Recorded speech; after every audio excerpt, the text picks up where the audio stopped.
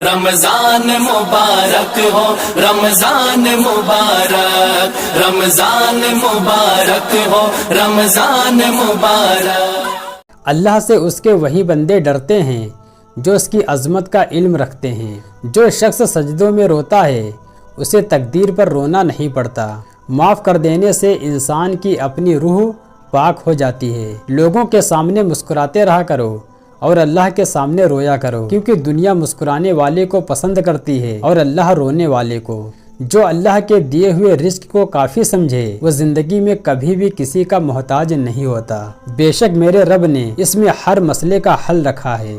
جب کوئی کام تمہاری مرضی کے مطابق ہو تو شکر ادا کرو کہ اللہ نے تمہاری مرضی کو اتنی اہمیت دی، اور اگر تمہاری مرضی کے خلاف ہو تو پھر صبر کرو کہ اب وہ اللہ کی مرضی سے ہوگا جو ہماری مرضی سے بہتر اور زیادہ افضل ہے۔ زبان دراز لوگوں سے ڈرنے کا کوئی فائدہ نہیں، وہ تو بول بال کے اپنی بھڑاس نکال لیتے ہیں، لیکن ڈرو ان لوگوں سے جو سہ جاتے ہیں، کیونکہ وہ معاملہ اللہ کے سپرد کر دیتے ہیں اور وہاں ناانصافی کی کوئی گنجائش ہی نہیں ہوتی۔ انسان تبھی اللہ کی طرف آتا ہے جب وہ دنیا میں اپنا ہر ہنر آزما لیتا ہے اور پھر بھی اسے چین اور اطمینان نصیب نہیں ہوتا۔ پھر اس کو یقین ہوتا ہے کہ صرف اللہ کی محبت کے سوا ہر محبت نے فنا ہو جانا ہے۔ صرف انسانوں سے حوصلہ افزائی کی امید رکھو گے تو ضرور مایوس ہو جاؤ گے، اور جو لوگ محنت اپنے اللہ سے اجر پانے کے لیے کرتے ہیں وہ کبھی مایوسی کا سامنا نہیں کرتے۔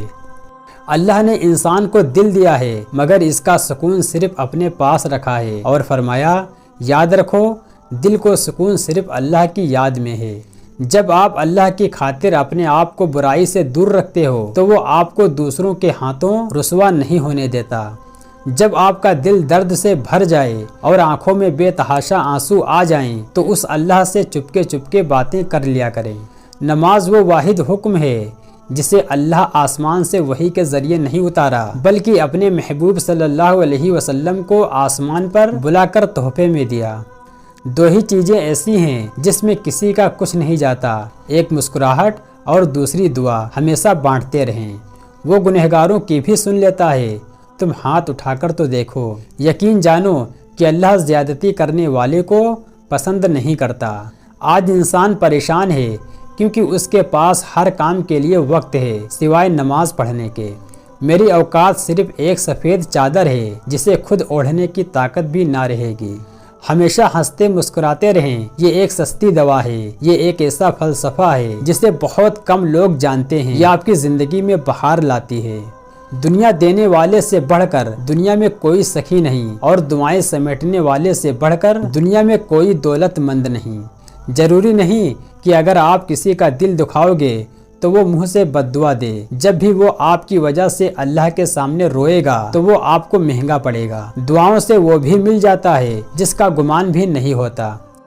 جس طرح اندھیری رات میں ستارے چمکتے ہیں اسی طرح سلیقے مند عورت سے گھر میں رونق ہوتی ہے۔ قانون مکڑی کا وہ جالا ہے جس میں کیڑے مکوڑے تو پھنستے ہیں مگر بڑے جانور اسے پھاڑ کر باہر نکل جاتے ہیں۔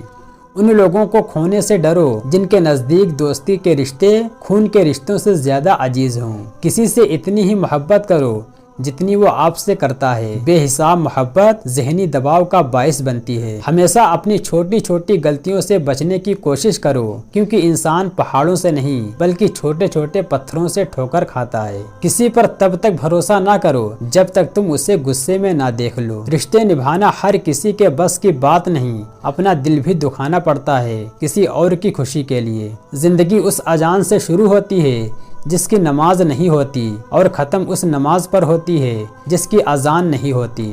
حضرت علی رضی اللہ تعالیٰ عنہ کا فرمان ہے، لوگوں کے ڈر سے حق بات کہنے سے نہ رکو، کیونکہ اللہ کے سوا نہ کوئی موت کو قریب لا سکتا ہے اور نہ کوئی رزق کو دور کر سکتا ہے۔ بدلہ نہیں لیا کرو، بس اللہ پر چھوڑ دیا کرو۔ حضرت علی رضی اللہ تعالیٰ عنہ کا فرمان ہے، جو چیز تم حاصل نہیں کر سکتے اس کے لیے اپنے آپ کو پریشانی میں مت ڈالو۔ استاد کی مار باپ کے پیار سے اچھی ہے۔ چاند کے بغیر رات بیکار ہے اور علم کے بغیر ذہن۔ اگر تم کسی غریب کو اس کا حق نہیں دلا سکتے تو اس کے پاس جو کچھ ہے وہ بھی چھین لو۔ بھٹکے ہوئے کی رہنمائی کرنا بھی صدقہ ہے، کمزور نگاہ والے کی مدد کرنا بھی صدقہ ہے۔ راستے سے کانٹا پتھر اور ہڈی کو ہٹا دینا بھی صدقہ ہے۔ اپنے ڈول سے اپنے بھائی کے ڈول میں پانی ڈال دینا بھی صدقہ ہے۔ اپنے مال و جسم سے کسی حاجت مند کی ضرورت کو پورا کرنا یہ بھی ایک صدقہ ہے۔ جسم کا صدقہ یہ ہے کسی غریب کی مدد کرنا، کسی کی تکلیف کو دور کرنا، یا پھر کوئی گر جائے تو اسے اٹھانا بھی صدقہ ہے۔ دو لوگوں کے بیچ انصاف کرنا بھی صدقہ ہے۔ کسی کو اس کی سواری پر سوار کرنا بھی صدقہ ہے۔ چھوٹی سے چھوٹی چیز سے مدد کرنا بھی صدقہ ہے۔ نماز کی طرف اٹھنے والا ہر قدم صدقہ ہے۔ صدقہ ظاہری و باطنی پاکیزگی کا ذریعہ بنتا ہے اور صدقہ گناہوں کا کفارہ ہے۔ دنیا میں صدقے کا بدلہ پورا دیا جاتا ہے، یہ اللہ کا وعدہ ہے، اور جو اپنے اللہ کی راہ میں دیا ہے اللہ اس سے بھی بہتر عطا کرتا ہے۔ صدقہ قبر کی گرمی کو ختم کر دیتا ہے۔ صدقہ کرنے والے کے لیے فرشتے بھی دعا کرتے ہیں۔ اللہ کی راہ میں خرچ کرنے والا بری راہ سے بچ جاتا ہے اور اللہ کی حفاظت میں رہتا ہے۔ صدقہ دینے سے مال کم نہیں ہوتا۔ عورت کو اپنے شوہر کی کمائی سے صدقہ دینے کا پورا اجر اور ثواب ملتا ہے۔ مرنے والے کی طرف سے صدقہ کرنے پر میت کو پورا ثواب ملتا ہے۔ صدقہ دینے پر دنیا میں اللہ برائی کے 70 دروازے بند کرتا ہے اور صدقے کا ثواب آخرت میں 700 گنا تک بڑھا دیا جائے گا۔ صدقہ آخرت میں جہنم سے بچنے کا ذریعہ ہے۔ اللہ کے یہاں تھوڑے سے صدقے کا بھی پہاڑ کے برابر اجر ملے گا۔ قرآن میں اللہ تعالیٰ فرماتا ہے جو کچھ تم اپنی زندگی میں آگے بھیج دو گے اسی میں تمہارے لیے خیر ہے، اور اس کا بدلہ روز قیامت میں بہت زیادہ ملنے والا ہے۔ رسول اللہ صلی اللہ علیہ وسلم نے فرمایا کہ جو شخص اپنی حلال کمائی سے کھجور کے برابر صدقہ کرتا ہے تو اللہ تعالیٰ اسے اپنے دائیں ہاتھ سے قبول کر لیتا ہے اور اسے ایسے پالتا ہے جیسے تم اپنے جانور کے بچھڑے کو پالتے ہو، یہاں تک کہ اسے پہاڑ کے برابر کر دے گا۔ رسول اللہ صلی اللہ علیہ وسلم نے فرمایا کہ جس نے دکھاوے کی نیت سے نماز پڑھی تو اس نے شرک کیا، جس نے دکھاوے کے ارادے سے روزہ رکھا تو اس نے شرک کیا، اور جس نے دکھاوے کی نیت سے صدقہ دیا تو اس نے شرک کیا۔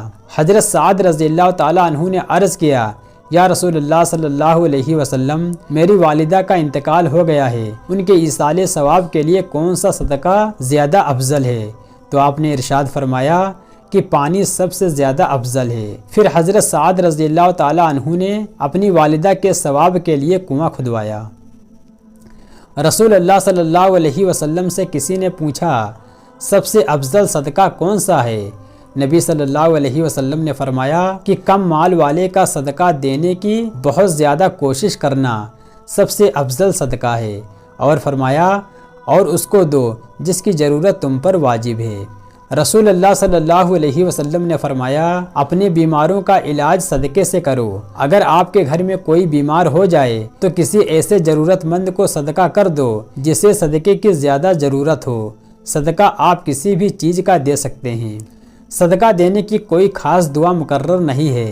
آپ جب بھی کسی کو صدقہ دیں تو اپنے دل میں یہ ارادہ کریں کہ صرف اللہ کی رضا کے خاطر صدقہ دے رہا ہوں۔ اس بات کا دھیان رکھیں کہ آپ دکھاوا نہیں کر رہے ہیں، یا اپنے دل میں تکبر نہ آنے دیں کہ میں اتنے سارے روپیے دے رہا ہوں۔ آپ جتنا چاہیں اتنا صدقہ دے سکتے ہیں، حیثیت کے مطابق۔